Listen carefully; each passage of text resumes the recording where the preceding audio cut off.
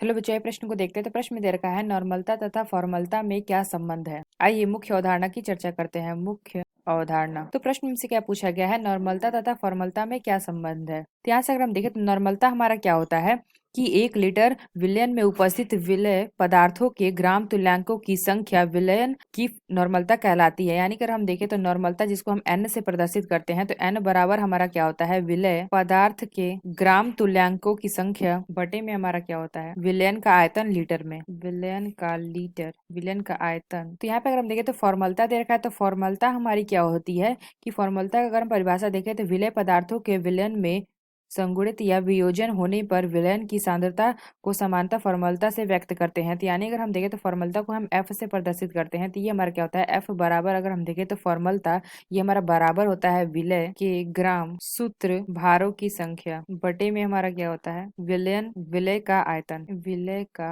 आयतन। तो प्रश्न में क्या दे रखा है कि ये हमें बताना है कि नॉर्मलता तथा फॉर्मलता में क्या संबंध है।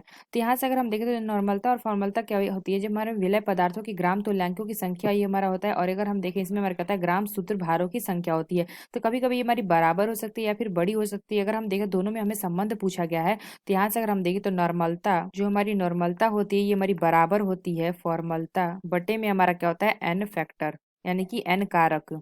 तो जो हमारा एन कारक होता है ये अगर हम देखें तो एच प्लस की संख्या, यानी अगर हम देखें तो ओ एच माइनस की संख्या या फिर इलेक्ट्रॉनों की संख्या होती है एन फैक्टर, यानी कि एन कारक। नंबर ऑफ इलेक्ट्रॉन्स कितने यूज हुए हैं ये हमारे इसमें एन फैक्टर होता है। तो जो हमारी नॉर्मलता होती है वो हमारी क्या होती है, बराबर होती है फॉर्मलता बटे में एन फैक्टर के। तो यानी हम कह सकते हैं यही हमारा संबंध है। तो आशा करते हैं आपको समझ में आया होगा। धन्यवाद।